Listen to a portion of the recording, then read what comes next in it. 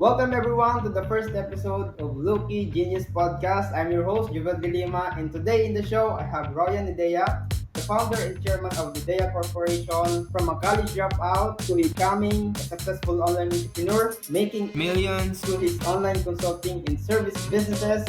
Welcome Royan. Please tell us a little bit about yourself. Uy, welcome sa inyong lahat. So happy to be here. First things first, I want to welcome each and every one of you that is listening, watching this low-key genius podcast by Jovel De Lima. He reached out to me out of nowhere. Sabi niya, he found me on Facebook daw in one of my posts, and I'm excited to be here. So yeah, just like what Jovel has already shared with you, I dropped out of college when I was 18, entered the world of BPO. After that, I started businesses, failed so many times. There was a point in my life I couldn't even eat 3 times a day because I was just so broke. With God's grace, I was able to build my own business online. Now I have a software company, I have an agency business, and I also have a community. So kung nasaan ka man ngayon, if you're struggling so hard, just remember na if I was able to do it, if someone that couldn't even eat, yun nga um, 3 times a day Yeah, yeah. was able to get to a point that is making millions online, you can also do it. Anyone can do it. Yeah, so sabi mo isa kang college dropout. Bigyan mo naman kami ng konting background story. Bakit ka nag-stop ng pag-aaral? Oh, that's a really nice question. So, I was growing up. I wasn't really a performing in school academically, unlike my sisters, who like very good in everything. So when I graduated in high school, yung naging request ko sa papa ko was to go to Manila and study. I'm from Mm. Bicol, Naga City. And yung parang na-request ko sa kanya, sabi ko pa, I wanted to change my environment. I wanted to study in Manila. And that's a big request kasi we don't have much. I didn't come from like a rich or wealthy family. But my father, he supported me with that decision. Not fully at first, but he did it. He did it Mhm. for me. So I was studying in Manila. I was studying electronics and communications engineering in Mapua University. And one day, I had a call from my sister. I found out that most of our family's resources is pinapadala sa akin. Tapos yung para sa kanila, it's not enough anymore. So that woke me up. Kumbaga, masyadong big news yun sa akin kasi I thought everything was good. I was very well Ah, supported when I was studying in Manila. So when I found out about that situation, I told myself, I don't wanna continue my studies anymore in Manila. So, like, just in a snap, I made the decision to go back to Bicol. And pag-uwi ko dito sa amin, everybody was surprised. Sabi, oh, ano ginagawa mo dito? Sabi ko, hindi na po ako mag-aaral. 18 ako nito, 18 ako nito. Actually, baka 17 pa nga. And then, mga 1 month akong my friends Oo, invited me na mag-apply sa isang call center. Like ito sa Sutherland yun, yung oo. first job ko. So, nag-work ako doon for a few months. And then, actually, yung father ko convinced me again to go back to college. Kasi yung Mhm. family ko kasi bro is a family of professionals. So mga accountant, mga lawyers. Alam mo yung typical Filipino family na very Oo. very Mhm. what do you call this? They find education very important. Konting-konti lang siguro kami na hindi na nagtapos Tapos. sa college or siguro Mhm. yun. Oh, parang I'm thinking right now dun sa namin, siguro parang ako lang. Sa lahat ng mga kapatid ko, like Mhm. fully like yung kapatid ko na panganay is computer management and accounting. She has her own Mhm. bookkeeping firm now. Yung husband niya accountant. Yung pangalawa kong kapatid is a lawyer, tapos yung husband niya lawyer din. Mhm. Tapos yung bunso kong kapatid is a physical therapist. She's now in Canada. Tapos yung asawa niya, physical therapist din nasa Canada. Ako lang yung hindi nagtapos ng pag-aaral. So anyway, yeah, to answer your question, yun yung nangyari. Nag-try ulit ako mag-aral, pero sabi ko, it's not really for me anymore. I think it's just holding me back from achieving the goals that I want to achieve. So parang yun yung nangyari doon. Nakaka-inspire yung nangyari sa'yo. Alam mo ba, gusto ko din maging engineer kasi yung papa ko is karpentero. So, para mag-level up, gusto kong maging engineer. Mas mataas na posisyon din, di ba? So, nag-aral din ako ng engineering, civil engineer, kaso pumasok yung pandemic. And inabot ako kasi inabot ako ng senior high. Ikaw, Okay. inabot ka ba ng senior high? Hindi na. Ilang taon ka na, bro? 25. 25, uy, Kami yan yung first batch. na-reveal natin dito sa podcast yung edad mo. Okay. Oo. Parang kami yung first batch kasi ng senior high. So, syempre, nagdagan ng year. So, yun, nung nag-aral na ako ng civil engineering, pumasok naman yung 2019, pumasok yung COVID. So, nag-stop ako noon. So, Okay. pumasok ako sa, since wala man talagang masyadong support sa pag-aaral, may nakapag-invite sa akin sa networking, pumasok ako sa networking kasi sabi, kikita ng malaki, yayaman, ganun talagang typical na networking. So, parang na ano din ako talaga doon, parang nabomba din ako doon ng mga learnings and all. Nagbago din talaga lahat yung mindset ko. Actually, Tumagal din ako ng 3 years. Oo, maganda yung mga lessons, kaso lang kailangan lang talaga malakas din yung loob mo pagdating sa ganun kasi babaguhin talaga yung pananaw mo sa buhay eh. So yun, tumagal din ng 3 years. After nun, nagkaroon kami ng problema sa mga appliance kasi pera ang pinag-uusapan. Kaya yun, umalis na lang ako, nag-stop. Since hindi ako nakapagtapos ng aral, nag-start talaga ako sa scratch. I see. Yun, from scratch, nagkaroon ng partner, and doon talaga na kaming dalawa nagtulungan hanggang sa mabot kami sa ganito. Nice. So, nakarelate ako sa'yo, sabi mo kasi, na-mention mo doon na nagtinda ka, sabi mo naging Oo, street oo. vendor ka. Ano ba yung tininda mo and ano yung naging experience mo sa street vendor? Sige bro, okay. So, Ah, sa Mapua, bro, meron dyan tinatawag na mm, kantunan. mm, So it's a street na marami nagtitinda ng pancit canton. oo, So one of the businesses that I started, one of the first few business that I had dito sa Naga is nag-sell ako ng pancit canton. So parang meron akong 5,000 pesos na lang na pera. Tapos ininvest, oo, ginamit ko yung pera na yun para masimulan yung business na yun. Pinagawa ko yung cart, yung food oo, stand, tapos yung mga kaldero, yung pang simula ng pancit canton. Tapos nakakuha ako ng isang pwesto sa labas ng isang school dito sa Naga. I'm not sure if familiar ka, pero sa labas ng Biscas, dyan sa dito sa Franchise Street. Nag-sell ako dyan ng pancit canton, bro. Oh, nakakatawa. oo, Sobrang humbling experience yun sa akin. Naalala ko pa, nung time na magsisimula ako ng business na yun, yung ate ko, yung mama ko, they're like discouraging me na parang, ay, ang gagawin mo dyan? Ba't titinda kayo ng pancit canton?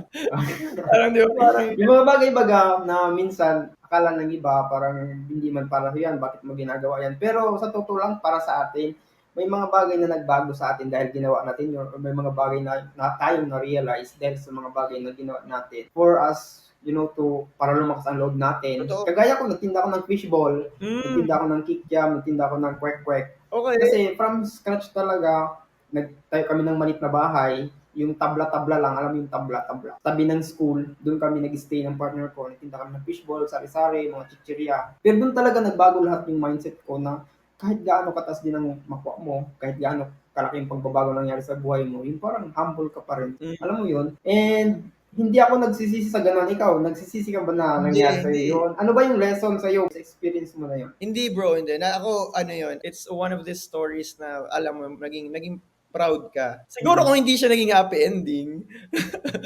Ah, Pero, hindi, kasi it's something talaga that you're gonna be very proud of eh. One of the things mm-mm. that's very powerful when you enter the entrepreneurship world and you Mm-mm. start failing and you start, pursuing, is that you are able to develop your resilience when it Oo. comes to failing.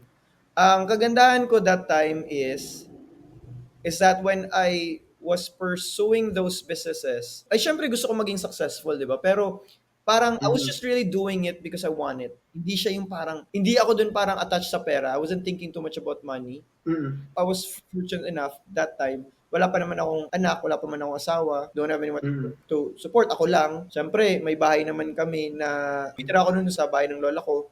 So wala naman rent. Yung alam mm. mo yun, yung parang kailangan ko lang kumita ng pera para makakain. So very powerful experience siya na alam mo yung binibilang mo yung pera mo araw-araw tapos feeling mo hindi siya lumalaki. Pero ito bro yung ito bro yung powerful dito. I think this is important for everyone to hear. Mm, So when I was doing that, one of the things that I realized is yung power ng vehicle, yung concept of vehicle mo to get where you want. There was this moment na parang binibilang ko yung pera ko from the business. Tapos parang na-realize ko na grabe yung effort ko, sobrang bagal nung growth ng pera ko. mm, Nasabi ko parang there's a better way. Yung about this sa vehicle is yung concept of saying na you just have to work hard to achieve financial mm, success, hindi talaga siya totoo eh. Kasi, kunyari, si Jovel is working 20 hours a day and nagsasell siya ng fishball and kikiam, di ba? Or kunyari, mm. ako yun, sa Pancit Canton, di ba? Magkano lang kita sa Pancit Canton? Siguro 5 piso sa isa. So, kailangan ko mag-sell ng 1,000 na Pancit Canton para mag-earn ako ng ilan? 5,000 5K. pesos. Tama, di ba? Sa isang araw, bro. Oo. Isipin 1,000 pancit canton. Paano ako mag-sell ng 1,000 pancit canton?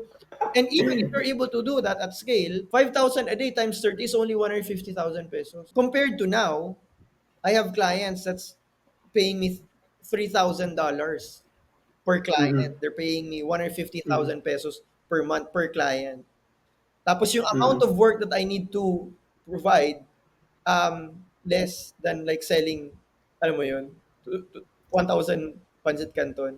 So, so from like an executional perspective, yung vehicle nyo na parang kumbaga, kahit kung kunyari pareho tayo papunta ng from point A to point B, si Jovel naka-Ferrari, ako naka-tricycle, kahit anong gawin kong hard work, mauuna si Tama. Jovel makapunta sa point B.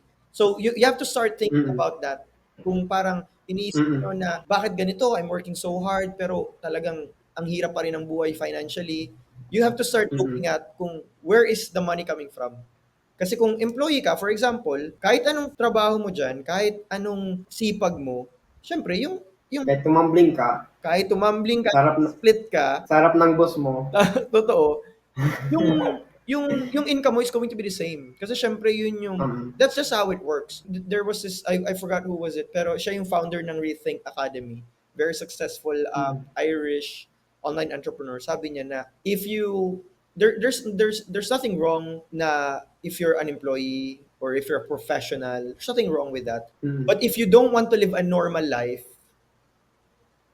then that's not the way, that's not the path that you need to take. Mag-agree ako dyan. Bakit? Yan yung experience natin. Yung tipong ready kang marinig yung mga sasabihin sa'yo ng ibang tao kasi ginagawa mo yung mga bagay na unusual. Kasi may nakikita ka may nakikita kang something para sa'yo na hindi nakikita ng iba. Mm. Sometimes, kailangan natin gumawa ng mga bagay-bagay na minsan tayo lang yung may alam na pwedeng mangyari.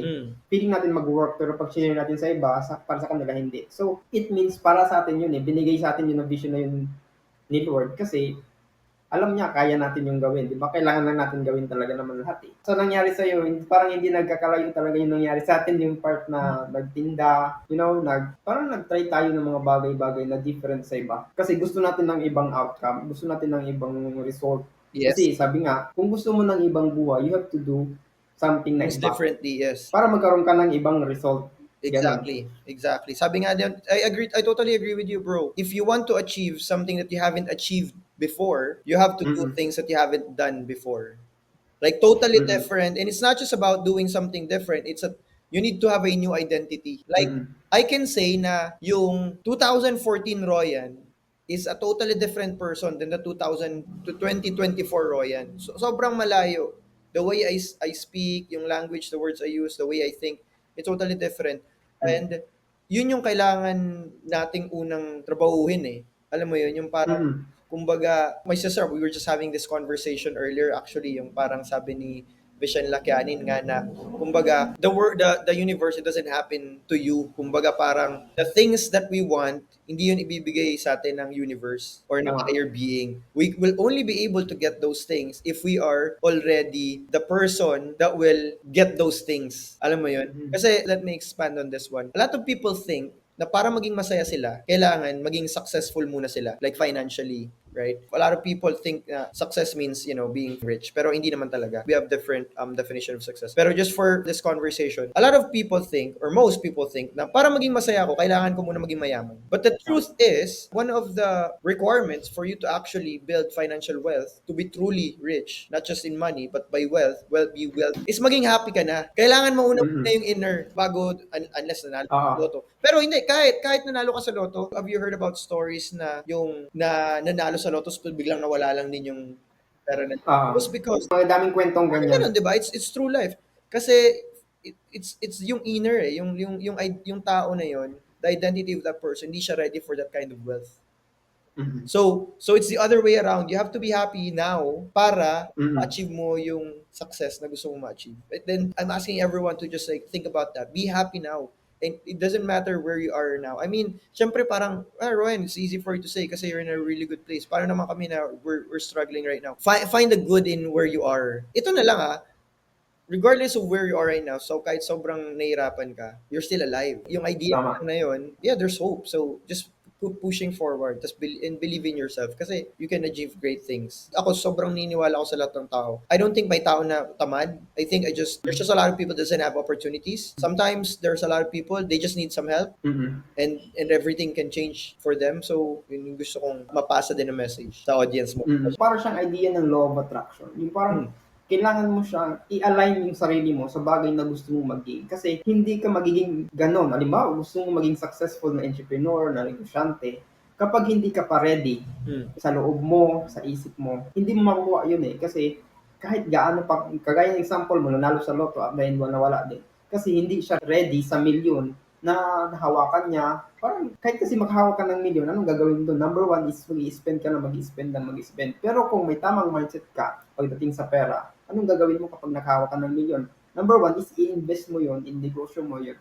So, kahit ano pa yung mangyari sa atin, whatever na dumating sa atin, kapag hindi tayo tamang tao or hindi tayo naka-align sa bagay na gusto natin, walang mangyayari talaga eh. Kaya number one, na-gets ko yung point mo na dapat yung sarili muna. Mag-invest muna tayo sa sarili natin, matuto muna tayo, mag-struggle muna tayo, magka-experience muna tayo ng maraming challenges for us to learn something about life. So sa sunod, kahit mangyari ulit yun, parang malalagpasan na lang natin na parang very easy na lang to kasi napagdaanan ko na to before. And that's the time na mag-grow ka, matututo ka, and di natin alam ang pwedeng mangyari after that. Totoo, bro. You said na 25 ka, di ba? Mm-hmm. I'm so excited for you, bro. I mean, I can really see na, bigyan mo yung sarili mo ng 5, 10 more years, sobrang maging successful ka. Just keep pushing forward. Kasi how your mind works right now, if you back it with execution, sobrang maging successful ka, bro. Kaya excited ako para sa'yo. Thank you. Maybe soon makapagkwentuhan tayo, makapagkape tayo somewhere sa Naga or dito sa Sorsogon. And mapag-usapan natin maraming bagay. You know what? Konting bagay lang tungkol sa akin. Since nag-start talaga ang family ko is papa farmer, carpentero, si mama sa bahay. I've been through a lot din as a child. Nag-school ako, nag-part-time. Nag-work ako sa kung saan para lang para sa sarili ko din. And pumasok ko sa networking kasi alam ko hindi nga ako makakapag-aral ng engineering, hindi kaya ma-support. Kagaya ng nasa isip mo, hindi kaya ma-support. So ako na lang nangunahan din. Kagaya ng ginawa mo, nag-stop na din ako sa sarili. Pumasok sa networking. Since nagkaroon ako ng partner, nagkaroon ako ng asawa, kailangan ko bumukod. So ang ginawa namin, yung natitirang pera namin na na-save, nagpagawa kami ng bahay na kubo yung tabla na sagpi-tagpi. Doon kami nag-stay. Doon nag-start lahat.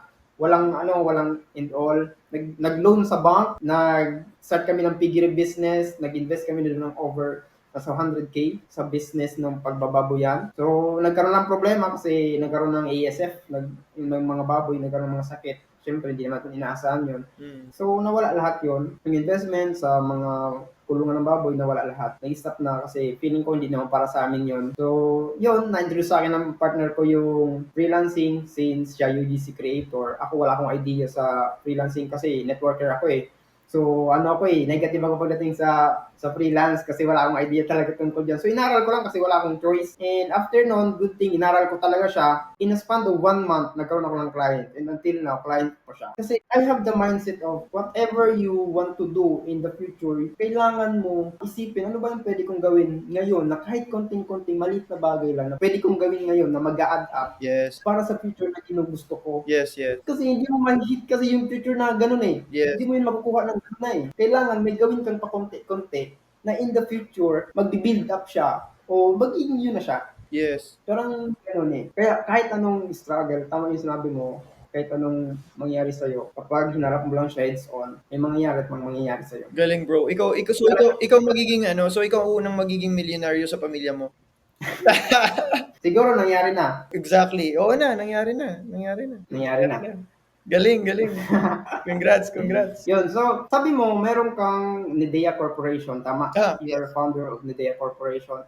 Ano yung mga ginagawa mo sa loob ng corporation? Okay, so Nidea Corporation. So before, naka-sole proprietorship yung registration ng company ko. And then, in-incorporate ko na siya. So sa Nidea Corporation, meron consulting, merong online service, meron kaming software, tapos system building, merong outsourcing din. So, pero I can say lahat ng businesses under Nidea Corporation, kasi different companies under this corporation, lahat online, operating online. I have a software company, I have an agency where we offer lead generation and personal branding for coaches and consultants. And I have Setters Philippines. Setters Philippines is a community in where we help Filipinos make money online. We give them the training, we give them the support, we give them the coaching.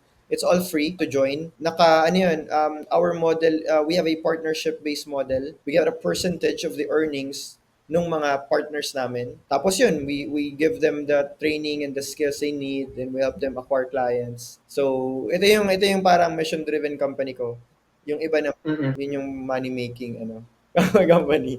So sa mga makapanood nito, kung gusto nyo matuto kayo sa mga trainings nila, So, ilalagay ko na lang yung link mo sa ano nito. sure, bro. Setters Philippines yung Mm. program. Yeah, again, walang bayad yung pag-join ng community. Mm. We currently have 8,000 members dun sa community na yun. And Wow. we mainly teach lead generation, appointment setting. Ngayon, merong training when it comes to building a system using AI. Gamit yung software na I'm a co-founder of. So yun, everything's aligned. Pero yung pinaka-goal is to help as many Filipinos as possible na mag-earn online, have a better Mhm. life, create 1 million jobs nga eh. Yung mga password, yung mga namin, yung mga parang inuulit-ulit namin. 1 million jobs. Maganda yun. Alam mo, sa dami ng ginagawa mo, hindi ko na-follow kasi paano kaya nagagawa ng taong solo lahat ng yun? Well, bro, let me give you an insight. Once you understand that you cannot do everything, then you will be able to start doing everything. The term is the leverage, am I right? Leverage. O, kumbaga ako, I have a team, meron akong team, I have Mm-mm. business partners that's helping me out para magawa ko yung mga gusto kong ma-achieve, mga gusto kong gawin. So yun, yung client mo pala is from international in Philippines? US.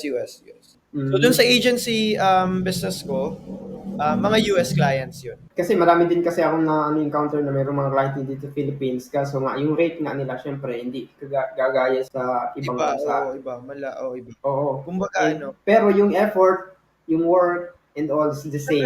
syempre the same. Mm. Pero it's not true din na walang kliyente dito sa Pilipinas that can afford. Kunyari ako, I charge usually para mabibigyan ko ng insight din yung mga audience. I usually charge $8,000 per month. Most of the time, clients would ask for a better offer than $8,000 a month. So what I would usually do is charge only 3,000, but it comes with incentives. Parang a percentage of the earnings na matutulungan ko silang ma-acquire. Parang ganun nangyayari. So, although it is harder, pero same lang din eh. It's not true na walang kliyente dito sa Pilipinas na hindi kaya mag-afford ng ganun. And I used to think that way na dito sa Pilipinas walang market. Pero there's this one time, maybe like 2 years ago, I bought a $15,000 coaching program. Tapos na-realize ko lang, sabi ko, it's impossible na, like if I can afford a coaching program like that, there's no way na ako lang yung kayang bumili ng ganung coaching program dito sa Pilipinas. In short, there's someone else, there's lots of people out there na kaya, na that can afford that kind of fee, Tama. which means merong market, di ba? Kailangan mo lang hanapin. Pero from a freelancing perspective, outsourcing, mas madali lang din kasi syempre maghanap ng kliyente sa US kasi pag nagbigay ka ng price na ganito, normal na yun. Pag dito sa atin, yun mas mahirap din. May challenge pero hindi imposible. Marami kasi ngayon ang gustong mag-freelance din. Ang iba napanghihinaan ng loob kasi nahirapan sila mag-apply and all. Ano yung mag-message mo sa kanila as nandun ka na sa posisyon nga na freelancer ka, nagkaroon ka na sa ages? Anong message mo sa kanila sa mga nagsisimula pa lang? That's a great question, bro. Una sa lahat, wala namang mawawala sa iyo eh. If try mo, 'di ba? Worst case scenario, oras lang. And masasayang yun yung oras na i-invest mo if you give up. That's a beautiful thing about Tama. freelancing and building a service, providing a service online. Walang downside eh. Like, hindi mo naman kailangan mag-quit ka sa trabaho mo, 'di ba? Tama. Para low risk lang. When I started my company, I left the employment space. Talagang literal na nag-all in ako. Sobrang risky. Hindi mo kailangan gawin 'yun. Like, you keep your job and then sa gabi or after your work, you spend, 2 hours a day building your freelancing business. There's walang downside. Walang mawawala sa iyo if you do it. That's number one. Number two, belief lang talaga eh. Natotoo siya, tapos kaya mo. Yun lang yung kailangan mo. So, I'll give you an actionable step. Every morning or every before you go to bed, look at yourself in the mirror and then tell yourself you're the best. You're amazing. Just have that kind of like positive conversation with yourself because that's going to give you the energy that you need. And then the third one, you simply start by optimizing your online presence. So, create a LinkedIn account. I-fully optimize mo yung LinkedIn profile mo. Kahit hindi mo pa alam kung anong gagawin, basta pagandahin mo lang siya. Madami nang magagandang LinkedIn ngayon. Back then, 2020, parang hindi pa normal na maayos ang LinkedIn mo. Pero nga nowadays, normal na. So, just look for someone na okay or i-search mo ako sa LinkedIn, tingnan mo yung profile ko. pwede mong gamitin yun as a reference. Kasi that will give you the momentum with your business. Ang LinkedIn profile mo, it will kumbaga serve as your kumbaga shop kung sa traditional business. Ito yung magiging start ng shop mo. And then every day, Mm-mm. just connect with 10 people that you think you can help. Regardless, sa simula kasi, don't think too much about like your niche and stuff like that. Just start Mm-mm. connecting with people na, alam mo, business owner or kaya coach or financial, whatever it is. Start connecting with them and then start asking them a question na, hey, are you, hi Jovel or hi name, would you happen to be looking for a virtual assistant? Just ask them a Mm-mm. question. Most probably wala kang makukuhang sagot, but one day you will get one and then that will give you the momentum. Kumbaga, ito yung pinaka actionable step na masishare ko sa lahat para hindi lang yung parang, ay, kasi ayaw ko naman sabihin na just believe in yourself, just keep pushing Mm-mm. forward, don't give up, di ba? Oo. Given na yon, pero ito yung actionable step. Create a LinkedIn account, fully optimize it, pagandahin mo. The more na mas maganda yung LinkedIn profile mo, the more na yung pwedeng maging kliyente mo soon will think na legit ka. Kailangan mo lang maging legit Mm. sa paningin nila. Pangatlo, start connecting with people so that you can start messaging them.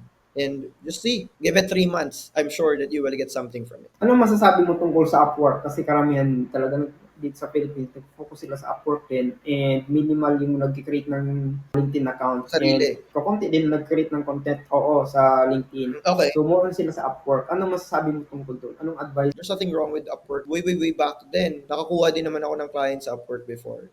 Mhm. Pero iba lang kasi.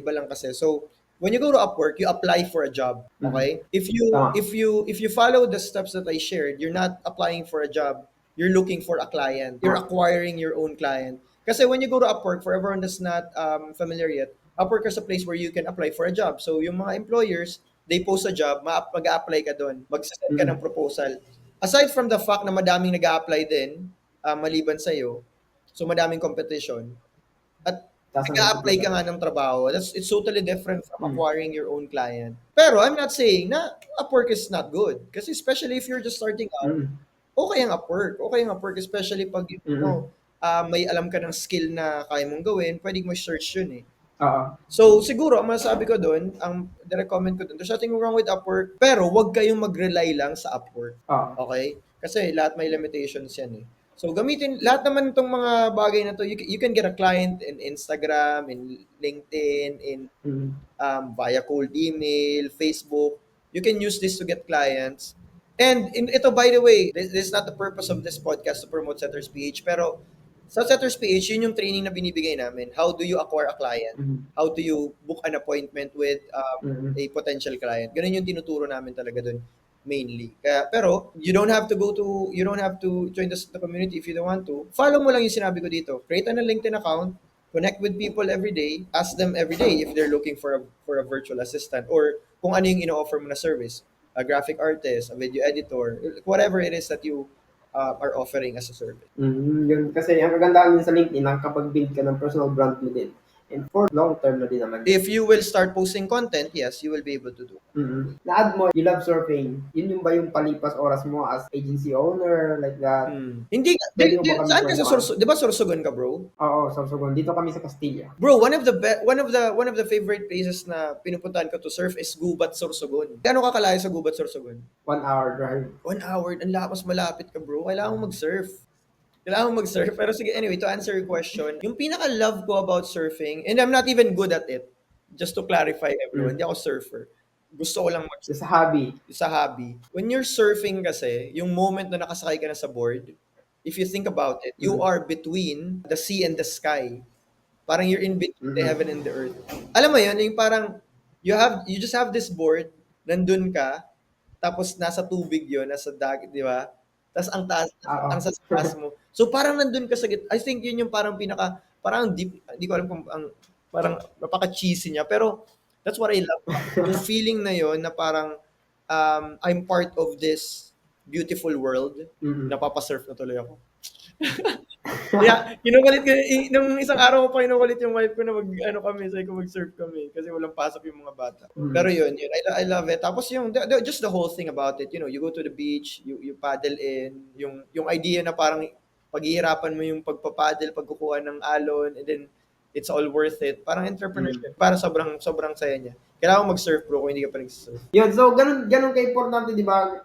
Ganito, ganun ka-importante din na meron kang hobby, tama. Lalo na kapag nasa online world ka kasi very tutok ka talaga sa laptop mo, sa cellphone mo. Napaka-importante na meron ka talagang hobby din outside your room. Tsaka build successful habits. If you want to become successful, you have to build successful habits. You need to, regular workout, have healthy conversations, have positive conversations, cut away all of the people that's bringing negative energy in your life. Parang kumbaga, treat your business as a real business. Hindi pwede, I did this mistake na there was a point hindi na ako nag-work kasi I have a team, parang feeling ko okay na. Pero hindi, hindi okay siya for the business. Kailangan, ang business mo, you treat it as your business. Parang i-treat mo siya as trabaho mo. Ibig sabihin, business owner ka, hindi ka na mag-work like 8 hours a day. I mean, yeah, you can work 4 hours a day. Pwede naman. Pero kailangan consistent. Hindi yung parang mag-work ka lang kapag gusto mo lang. Pwede. Tama. Kumbaga, you will wake up one day na yung business mo nag-suffer na kasi hindi mo siya inalagaan. Parang alam mo yun, may baby ka na, may anak ka na? Wala pa. So for everyone na wala pang anak and for everyone na may anak na, makaka-relate, alam nila to. Yung pagiging magulang, full-time job yan di ba? Aalagaan mo yung baby mo talaga. Mag-i-invest ka talaga doon. You don't even think about yung gastos Basta kailangan nila, gagamitin mo yun. Dapat ganun natin ititreat yung business natin. If you're a freelancer and if you want to become a freelancer, you need to start thinking like as an entrepreneur. Hindi kasi empleyado ang pagiging freelancer Tama. Kasi yung business mo magde-depend sa'yo. Yung mga empleyado mo, yung lahat ng mga client mo nakadepend sa'yo So, kaya dapat on hands ka pa rin. Parang anak mo na dapat nandiyan ka palagi habang lumalaki siya. Hanggang sa kaya niya na mag-isa. Same sa business. Hanggang sa kaya mo ng business mo mag-work mag-isa. That's the time. Pwede mo sabihin na gano'n. But even though na 'di ba pag malaki na yung mga anak, nandiyan pa rin lagi yung magulang. Pero kaya bro ako I also wanna yung lahat ng mga freelancer na meron lang isang client, you need to find a way na hindi na lang maging isang client mo. Kasi kung isa lang ang kliyente mo tapos freelancer ka, ibig sabihin employee ka pa rin. Kapag nawala yung client mo na yun, you're gonna go back to like looking for one. Instead of like, parang kahit meron ka lang 3-4 na kliyente, tapos meron kang isang staff, mas secure yun kaysa meron ka lang isang client. Tama. Kasi anytime kung may isa, meron ka pang isa. Exactly. And you can find anything. Exactly. Pero different levels naman So, there are people is just starting out. There are people na may client na ngayon. There are people na may multiple clients na sila. Just pushing forward. Sabi nga nila, there's 3 types of people in this world. 1 is those people who are ahead of us. 2 is those who are behind us. And then 3 are at the same level as you. Our job is to learn from the people who are ahead of us, help the people who are behind us, and then work with the people who are at the same level. Yun. So, yun yung mga bagsakan. So, pero yun. Siguro ang dapat naging title ng podcast na to, bagsakan. No? Okay yun. Maganda yun. Maganda yung title na isip mo, Low-Key Genius. Ako yung low-key, ikaw yung genius. Yung guest yung low-key at the same time yung genius. So yun, thank you so much, Royan. Grabe naman yung di ko na malayan ang oras. 6 minutes na pala tayo. Parang ang bilis lang ng oras kasi ang ganda ng usapan, ang daming, kahit ako, madami akong matutunan. At the same time, sigurado, madaming matututunan din yung mga tao makakapanood nito. Pero, kailangan natin to i-end kasi kailangan natin yun. Ako din bro, madami ako natutunan. Thank you so much for inviting me dito sa podcast mo. I'm always fascinated with people when they put in the work. Kaya nung in-invite mo ako dito sa podcast mo, I didn't hesitate kasi yung effort mo pa lang to reach out. Tsaka mas okay, I'm excited sa ganitong mga podcast. Lalo pag yung mga nagsisimula pa lang. Tarang, diga? Go yan. Yung excitement nung nagsimula ka pa lang, no? Yung parang doon pa talaga yung the best. Lalo na kung kapag ikaw talaga yung gumagawa. Yung feeling na kagaya mo, nung nagsimula ka ng sarili mong agency, ng sarili mong business. Yung excitement na gano'n, iba yung excitement ng gano'n kaysa nag-start ka pa lang mag-work or parang employee ka, may bago kang client. Iba yung excitement kapag sarili mo So, yun. So, yung message ko lang dito, bago tayo mag-end, yung message ko sa mga kapanood, iba yung excitement kapag sarili mo. Kapag sinimulan mo na yung sa'yo, masasabi mong business mo. So, iba yung pakiramdam. Kaya, whatever it takes, kahit anong mangyari, kahit anong challenges ang duman sa'yo, you go for it. Kasi, masarap talaga yung pakiramdam kapag may bagay kang ginagawa para sa sarili mo. Totoo. At yun, masabi ko yun. Totoo. Yung happiness na nararamdaman ko ngayon, the best yung first episode ng podcast natin. Thank you, thank you, thank you. Nakikita ko kung gaano kakasaya. I want to congratulate you already. Just be consistent dito sa podcast mo. Forget about, kung ilan yung Mm. subscribers whatsoever. Kasi hindi mo alam, Mm. kahit meron ka lang na-touch na isang tao at natulungan because of Mm. your podcast, yung just being able to, alam mo yun, open up their mind na, man, like, Mm. di ba? Ano pag may na-inspire ka lang isang tao, very Oo. powerful, di ba? And then that one person would also inspire another one, yung ripple effect. Hindi mo, we never know, Oo. Tama. we could touch this world. Kaya, congratulations sa iyo. I'm looking forward to your success. And yan, papaalam na tayo sa ano. Yan, so, Thank you so much, everyone. sa 1 million viewers natin, thank you so much. And God bless you. And, see you at the top. See you at the top.